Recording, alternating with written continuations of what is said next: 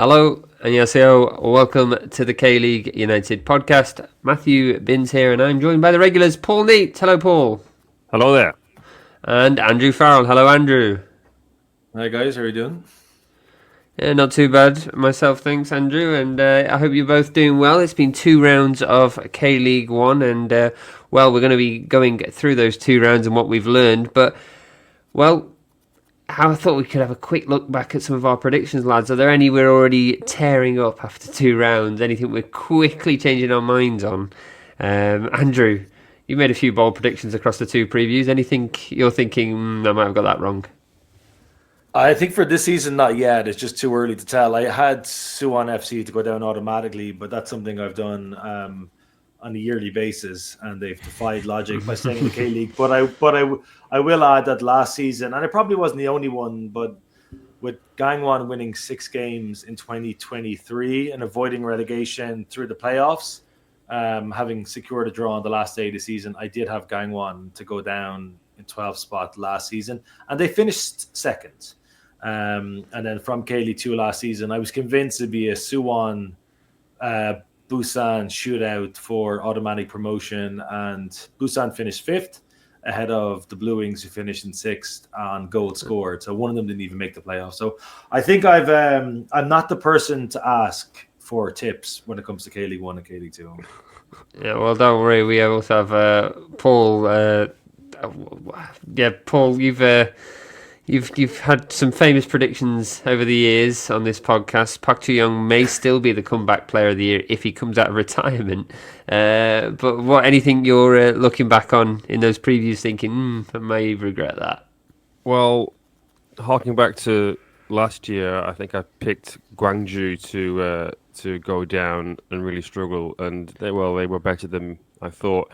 This year, I seem to recall saying that Ulsan were going to put 4 past Anyang on the opening day, just as a sort of, as a start as you mean to go on. Anyang having a difficult season, but turns out I might have been a bit wrong about that one. So Anyang not the whipping boys that perhaps I thought they might have been this year.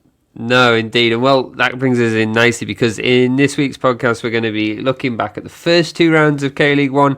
We're going to be, well, there may still be 36 rounds to go, but we're going to draw some drastic conclusions that will undoubtedly we'll need to reevaluate them in a couple of weeks' times. But however, where would the fun be if we don't get egg on our face? So we're going to go through our 6 main talking points from the first 2 rounds, and as Paul's just hinted at, we're better to start than FC Anyang. Not here to just make up the numbers, Andrew. Yeah, that's right. A really positive start for Roo Byung-hoon and his team. Anyang have had 2 games on the road, as we know, against Ulsan HD and FC Seoul, and they've come out of that set of fixtures with 3 points, thanks to that last gasp win in Munsu Stadium. But I think what makes it even more impressive is the fact that after those 2 rounds of fixtures, their goal difference is 0. They've scored 2 and conceded 2. There are going to be plenty of teams this season will go to Sangam, will go to Munsu and face a hammering, as Gimcheon and Suwon FC notoriously went to Seoul last season and chipped some heavy defeats during the last couple of years. So the Ulsan win, it feels like a long time ago now. I know Paul was in commentary in that. I was in the media section for that game. It was a backs against the wall display. Ulsan didn't create a lot, but the last 10 minutes, as they say in boxing, like, it really was. Anyang were really on the ropes in those last 10 minutes, but just a little bit of quality from Yago Cesar, 1-2 with Matias Oliveira, and Yago's brilliant pinpoint cross found new signing Bruno Mata, who powered a header home for a very unlikely win. But I know Paul was in commentary on their most recent game in Seoul, and I'd be interested for his take in this too, because I think you could argue that they were better in defeat in Seoul than they were in victory in Ulsan. The second quarter of that game was the best we've seen from Anyang all season, and it culminated in Oliveira's volley. It was a brilliant save, but I just get the feeling if that was either like a foot or 2 either side of the goalkeeper from that distance and the amount of power that he had on it, I don't think you're saving that. And it's difficult to watch on the television because of the sunlight, but from where we were behind the goal, on the opposite end. We had a brilliant view of that volley, and I thought it was in. I was convinced that was going in, and it would have given them a 1-0 lead that they probably would have deserved on the basis of the opening 30 minutes of that game. But the 2 goals they conceded were sloppy in the end. Lingard grabs his first of the year. It's just a loose header from Kim Jong-yeon. He knocked it into the center circle where there were 4 Seoul players and just 1 Anyang player. But even then, the goal was such a fluke. I think Lingard found Jong Sung-wan, and his pass back was intercepted by Ri Yong-jik, but he kind of he scooped his right foot at it, and it came off Lingard's right foot, and the whip on it was extraordinary. It could have gone anywhere from 20 yards and somehow spun over Kim Da-seol and into the goal. It's just one of those goals that you just can't explain. And when it probably happens, you're thinking, this is not going to be our day, basically. And I don't want to be too critical of Kim Jong-yeon because I thought he was outstanding in midfield. Like, he was their underrated player of last season. Himself, Ri Yong-jik were really physical. And I thought they needed to be in the first 20 minutes of that game. There was a bit of off-the-ball stuff between Ri Yong-jik and Jesse Lingard. And I think it was important that Anyang didn't feel like they were going to be bullied on Saturday. And it was a statement performance from Kim Jong-yeon, but it was unfortunate that it was his error which led to the first goal. And then we have Lucas Rodriguez's goal. I listened back to the commentary on it. They called it a wonder goal. There was a great knockdown at the back post by the Jordanian defender, and Lucas, like, the volley was really good, but there was a moment where Lucas was unmarked at the edge of the box. Eduardo, new signing, spots this. He runs out to meet Lucas, but he doesn't follow his run back into the box. And when the ball is headed down, he's just unmarked. It's a simple lack of concentration. I don't know if it's down to a lack of experience or potentially fatigue from a 6-day turnaround. But I thought both goals were they could have been. I mean, they didn't need to happen. Basically, like the second goal was a great finish, but I think in both cases you could probably say it was a mistake on their end. And just, generally speaking, just some thoughts on Anyang's season. Bruno Mata, he could well be the buy of the season. I think he's been outstanding so far. I think anybody who's watched him will agree with that. But I also think they need to get more out of Yagu Cesar. He's a real threat, but he plays 45 minutes a game. He nearly set up Bruno's equalizer straight after Jesse Lingard's first goal. A brilliant chest down and strike. And he has pace. He can beat players. He's got an end product too. I think we need to see more from Iago Cesar with Matheus Oliveira and Bruno Silva. But the cup is definitely half full. No wild predictions. They're not going to win the K-League this season, but they have surprised me with how they've started so far. Yeah. Paul, I mean, you, as Andrew mentioned, you've been on commentary for both Anyang games. Anything you want to add to that, really? Yeah, I mean, I think they'll learn a lot from that FC Seoul game. They just like Andrew said, lapses of concentration in those vital moments. They really, obviously, that the Lingard goal came right at the start of the second half, and that kind of changes everything because it means that game plan's kind of out the window at that point. They have to then try and do something, which they were doing in that first half. And there was that shot as well from Ri Yong-jik, who was unmarked at the back post, and it was a decent effort. But yeah, it was just moments in that game that they'll look back on and they'll be able to sort of learn from. What I would like to see from Anyang is, as the season goes on, is how they get themselves set up against more beatable teams, because they've started with 2 very tough away games against the champions and then away to Seoul in front of 40,000 people. Another away game coming up this weekend as well. They're going to have to set themselves up a bit differently when they're at home or even against teams away to like Suwon FC or, a Gwangju who they got this weekend. They can't just do what they did in that first game against Ulsan every week and have almost none of the ball, and just because it's so mentally very tiring to concentrate. And they showed against Seoul that they can't do it for a full 90. It's just you can't expect to do that every single week. But yeah, I thought they've shown that they're not shrinking violets. They are going to come and have a go. And obviously, Andrew mentioned Yago. Did you see that he threw up on the pitch against Ulsan? No, I didn't see that. He threw up, yeah. So I was on the commentary and he was like doubled over and he stopped and he was kind of crouched on the floor. And then they showed a close-up replay of him throwing up. I was like, I don't think they really needed to see that. So I think maybe he's just not fit yet, and he's sort of trying to put him through the pain and the discomfort or whatever. I think there's been a lot of the viruses going around at the moment because Bobson from Daejeon was on a drip basically before the Pohang game, and he hadn't trained because he's sick.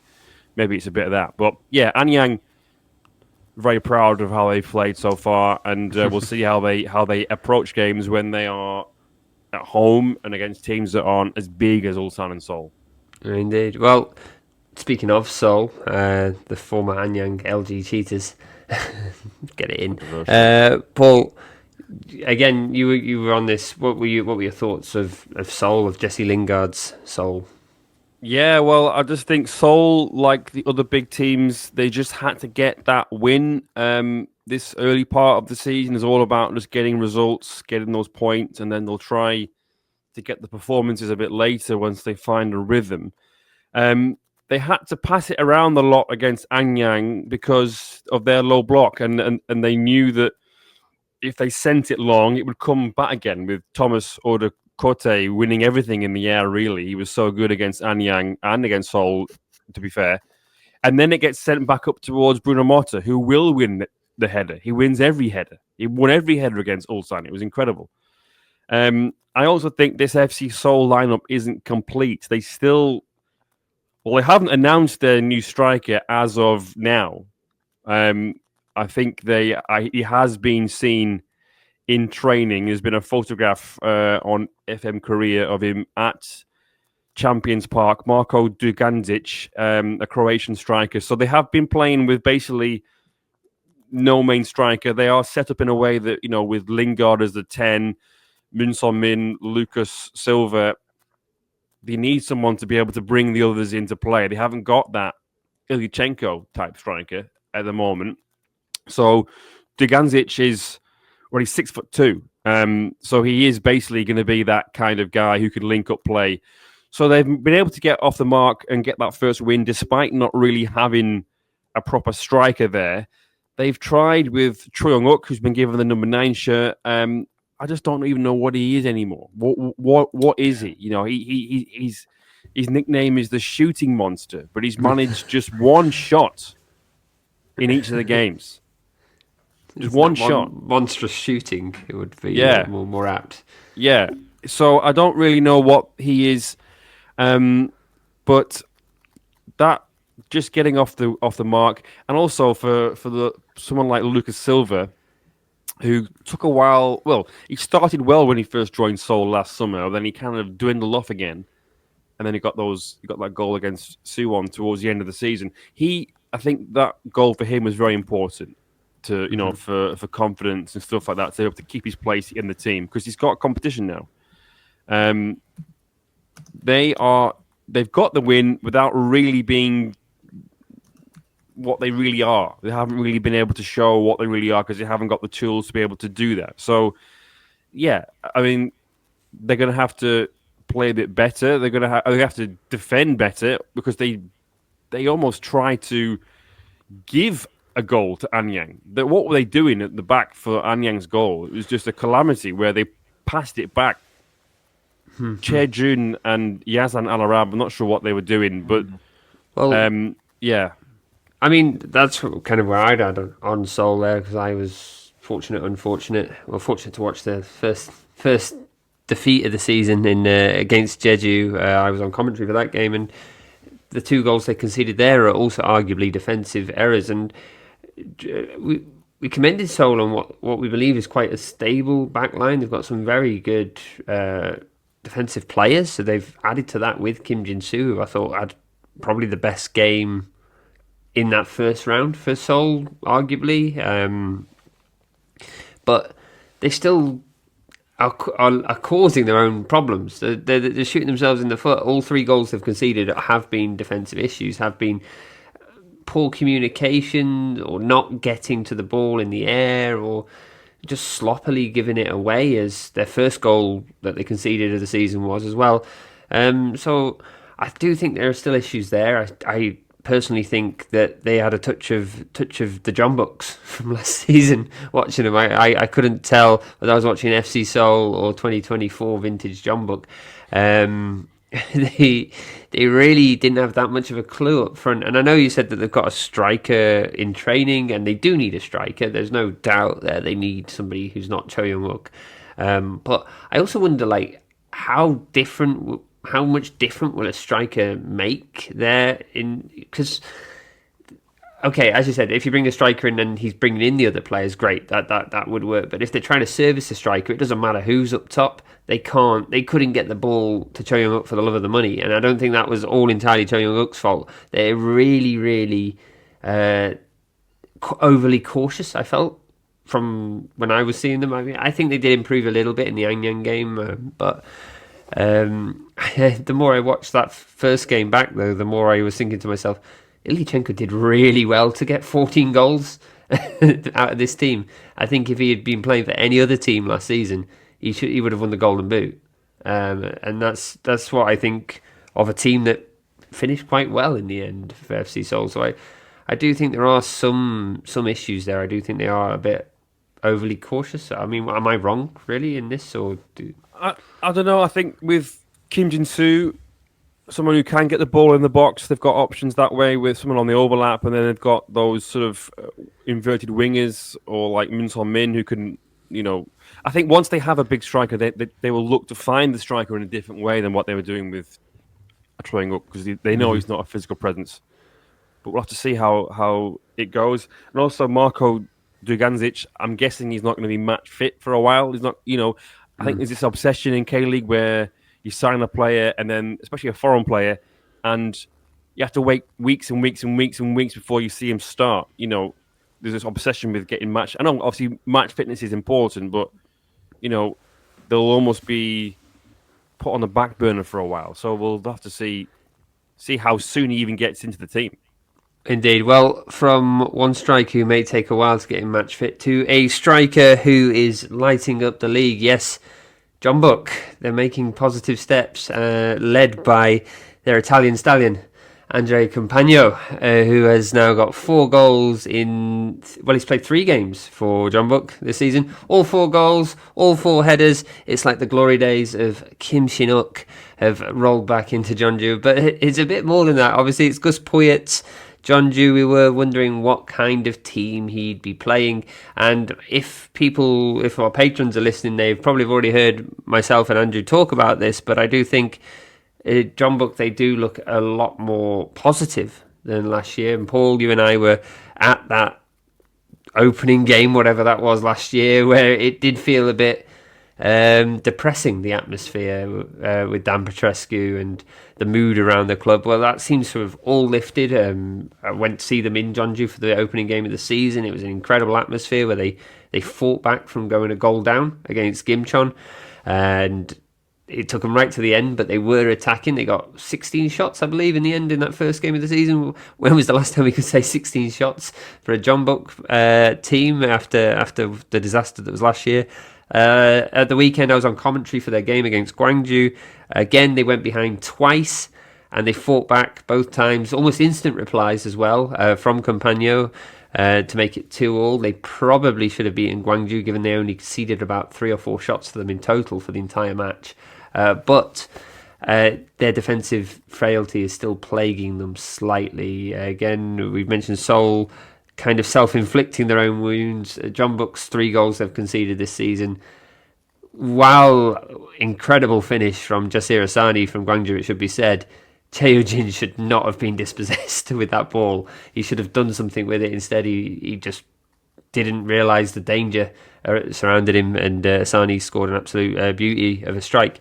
But keeping on Jeonbuk, which is our third point here, if people are keeping tally still on this, it definitely does seem more positive, and what they're doing tactically, something Poyet's mentioned a bit in his press conference is the move to attacking. It sounds a bit oversimplistic, but he wants to get the ball forward more often and quicker. And well, it does kind of show in the stats now. I really don't want to compare 2025 stats to 2024 too much because we've got 2 games compared to 38. It's a long way off. But there is one stat that interested me, and it does kind of reflect on what I saw, and that's the progressive passes. Now, obviously, progressive passes, this is when we're talking about, we're moving... it's an attempt to advance the ball significantly closer to the opponent's goal. That's the typical definition Y-Scout use here. Jeonbuk were second from bottom for progressive passes from 2024. They just never got the ball forward. At the moment, they're the 4th highest. Okay, fine. But they are the highest accuracy. And when you count in the amount of accurate ones playing forward, Jeonbuk are playing the ball more forward, more accurately, more often than not. And it does seem a lot more risk-averse. Not risk-averse. The opposite. They seem very much happy to make mistakes, which I think last year... Perhaps it was the tactics, but also perhaps it was like the league position as well was definitely playing on their mind. That definitely seems to have lifted slightly. And obviously too far to tell, but they've played 4 games, 2 in the ACL2. They were got through there with ease. They played against Gimcheon very well. They played well against Gwangju, probably deserved 3 points. But positive first signs for Gus Poyet in charge, I'd say. What you've done, or what you've had, management-wise, is you've gone from having Eeyore in charge to Tigger, basically.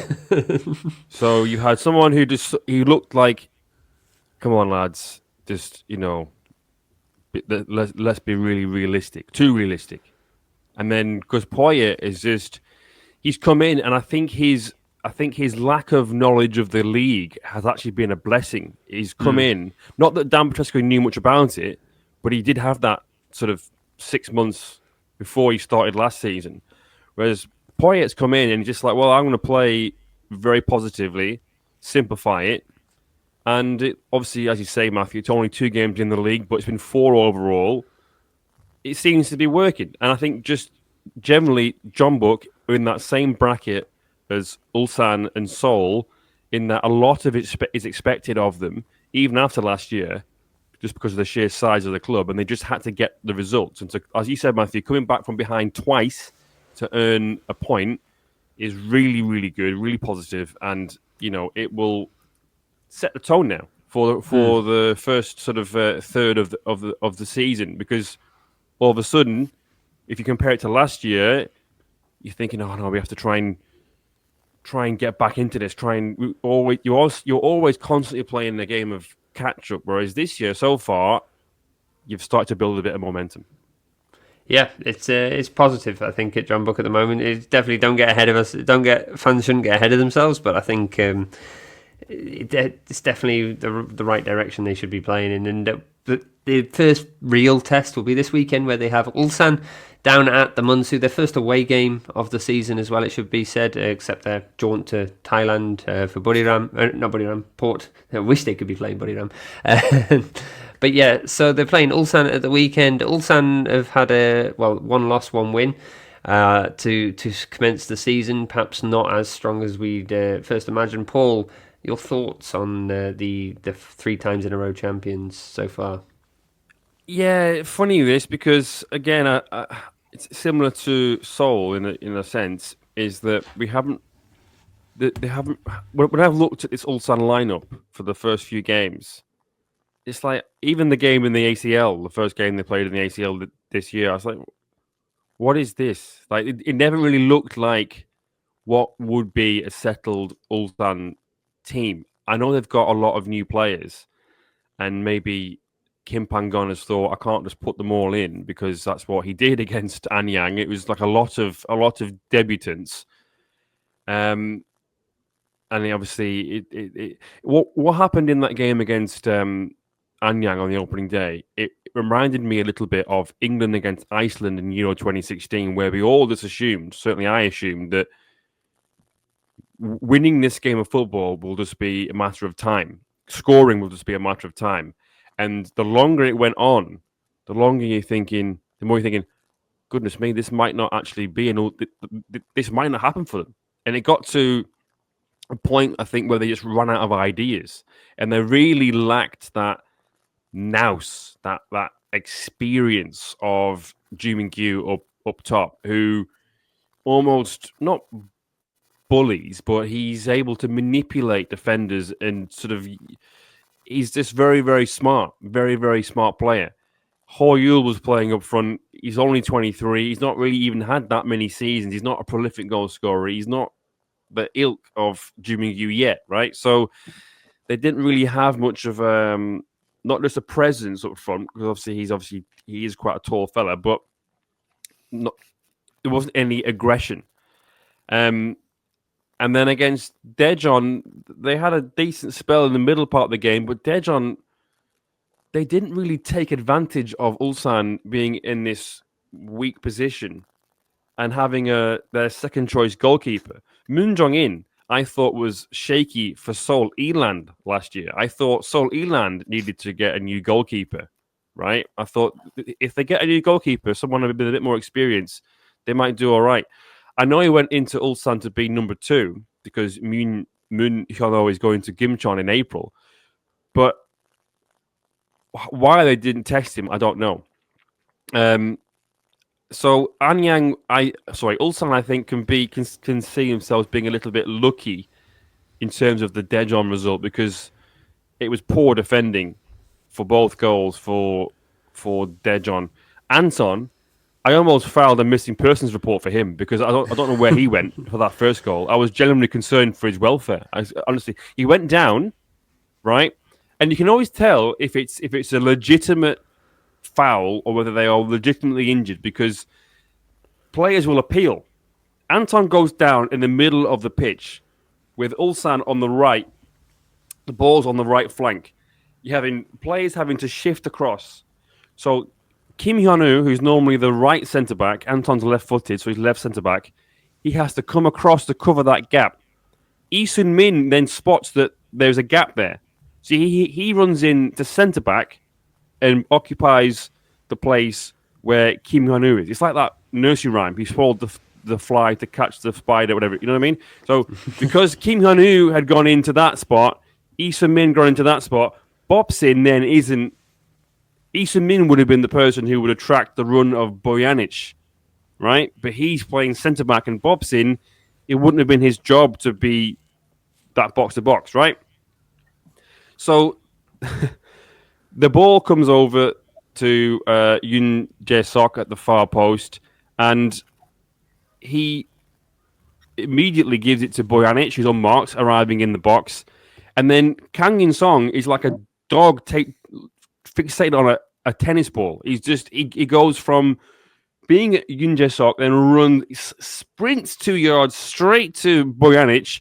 Bojanic, very cool, just taps it back to Yoon Jae-sok, who's then unmarked because Kang In-sung is left in there, and then he scores. Terrible. Lee Sun-min, I know that he's there and he's trying to fill in because Anton is down and Kim Hyun-woo is covering for Anton, but he has to do better than that. He stood there with his arms behind his back to sort of say, if he shoots, it's not going to hit my hand, then it's not going to be a penalty. Well, you got to do something. You can't just stand there. And then the second goal, the tallest player on the pitch is unmarked. Hoyul will never have an easier goal than that. It's a corner, right? And I get this modern obsession with zonal marking. I get that, right? But Anton is the wrong side of him. He stood in front of him, so he can't see his movement. And Bobson is behind him, and he's just watching it all unfold. And then Hoyul he doesn't even need to jump, just nods it in.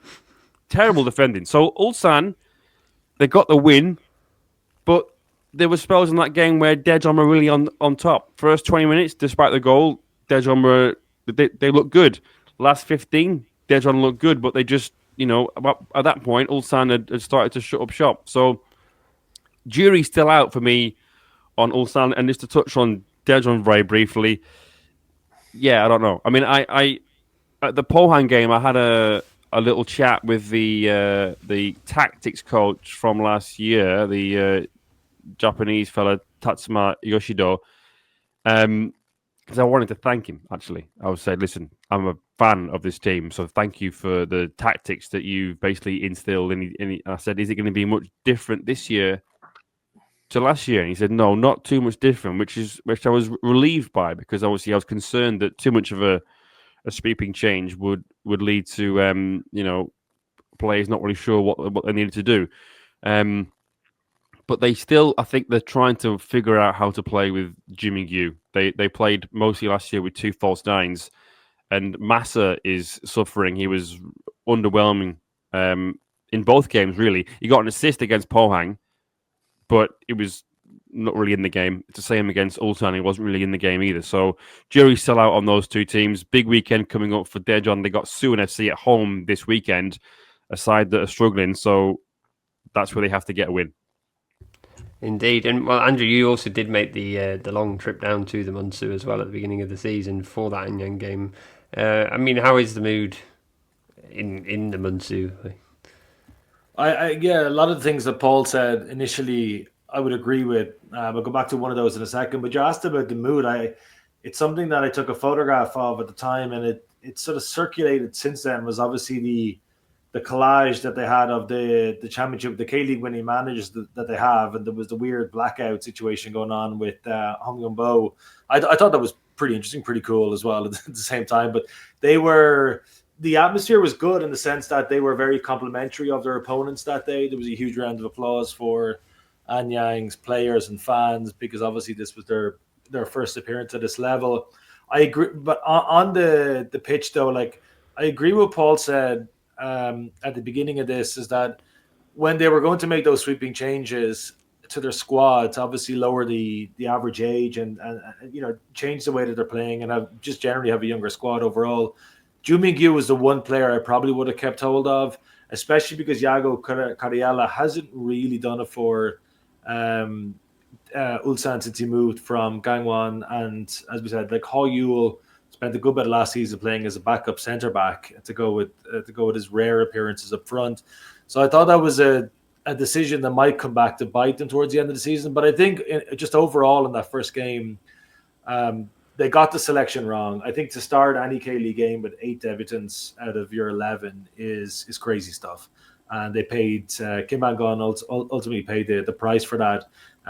What they sent out then on at the weekend against Daejeon was obviously a lot closer to what we expect their starting lineup to look like. But it wasn't until the last 10 minutes or so of that game in Munsu that they really began to pile the pressure on Anyang. And that's obviously part of that was to do with the changes that they made, bringing the likes of Umon-song on and Ludvigsen. And I don't think Kim Bang-gon will make that mistake again. I don't think he'll ever send a team out that's as raw as that one. But to go to Daejeon and win 2-0 is, even if the goals were poor defending, it's a really good result. And I think they're going to back it up this weekend. I think Poyet's look and the smile of Matt Baines is going to be wiped off this weekend. But yeah, I just think they got the start of the season wrong. They paid the price for that, but I expect them to fix this as they go along. And now they've no more continental football to worry about. They just need to focus on the league. No, and well, one other team that doesn't have to worry about continental football is Pohang Steelers, who, well, they have a lot more to worry about if the first 2 rounds are to go by. Andrew, they're at the bottom. It's not even the first 2 rounds they need to worry about either. I was just reminding myself of their form before we came on air, and they're on a 4-game losing streak, which goes back to the end of last season. They're 8 games without a win. They won the FA Cup final in extra time, so I guess theoretically that's counted as a draw. But since July 28th, like, it's horrific. Since July 28th, the Steelers have played 16 matches in K-League 1, and they've amassed 9 points. That's 9 points from possible 48. That's relegation form. If they continue playing like this for the rest of the season, they're going to finish bottom of K-League 1. I don't think any of us expect that to happen, but that is relegation form. But it's definitely sackable form. And this is where Pak Tae-ha, I think, is really lucky in the end that he delivered that cup win sort of against the odds. I mean, we all would have expected Ulsan to win that game, but on the back of a poor end to the season, that they played so well in the second half and in extra time in Sangam, I think that saved him his job for now. Plus the fact that he's a legend in the Steelyard too. But their next 4 games are Daegu at home. Daegu are first, amazingly. I don't think too many of us would have predicted Daegu first and Pohang 12th. when the two teams met for the third game of the season. Then it's Jeonbuk and Gwangju away, followed by Ulsan's visit to the Steelyard to close out the month of May. I think his tenure as manager of Pohang rests on how they do in those 4 games, and none of those games, you would say, are a guaranteed win the way that they're playing so far. I wouldn't have any confidence that they'll pick up 3 points there from anything. They could be looking at 1 or 2 points in total. So what are the issues then? What's going on with Pohang? They've got a couple of vocal fans on X that are worth checking out. People who follow them all the time are just watching this mayhem unfold. They opened the season with a 4-4-2 formation. Wanderson played as a striker alongside Iho Jae. But that second half against Daejeon, the 3-0 loss in the end, with Ju Min-gyu scoring 2 goals, Wanderson was one of the only players who was really, really tearing back in defence, and you didn't see that from any of the other players. And you just wonder, like, is this a loss of confidence from July of last year up until now? Like, have they lost faith in the manager? Are they not playing for the manager anymore? I don't know. It's mere speculation, but it's not a good sign when players are basically jogging back into position when the team is already behind. Opening game of the season, you're playing at home. There are 2 centre-backs against Daejeon, where Lee Dong-hee and John Min-gwang, they were dreadful. And it's not like they're straight out of college. These guys had 60 K-League 1 appearances between them in 2024. But the Gangwon game is the one I really wanted to talk about. Like some of the defending in that game was of the worst standard you're ever likely to see. Pohang opened the scoring through Iho Jae. I'll get onto him in a second. But like, that goal wasn't exactly coming. It was basically against the run of play. They hadn't really done anything in the first 45 minutes. I think Paek Sang-dong did hit the post, but otherwise they spent most of the first half defending. But it went south for them when they made a couple of changes midway through the second half. And unfortunately, one of those was a 21-year-old centre-back, Lee Gyu-baek. He only played 6 games last season. Sunday was his debut or his first game of this season. He only played 18 minutes, replacing Kim Min-sung in midfield, and he had a horror show. For the first goal, he allows a hopeful punt. It was real Route 1 stuff. It was like watching Jack Charlton's football in the 90s. Route 1 football. He allows a ball to drop over his shoulder. It sits nicely into Lee Ji-ho's lap. He clearly had no idea where the striker was, but it wasn't all down to him. I got asked, like, Wang In-jae, he's experienced. Like, does he know as a goalkeeper he's allowed to use his hands in the box? Like, you just wonder sometimes, are the goalkeepers forget what they're actually doing?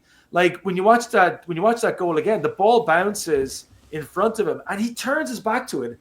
I can't recall ever seeing a goalkeeper doing that before, especially against a young striker coming up against him. This is not Bruno Mata tearing down on you. This is a young player, I think, playing in his first season as a professional footballer, and he turns his back on the ball. It bounces past him, and then Lee Ji-ho just slaps home the equalizing goal. And then they go 2-1 up in added on time. It was a weird moment where the referee, it looked like there was a break on for Gangwon. The referee stopped that breakaway, and you're thinking, okay, Pohang might survive here. They can get all their players back into position.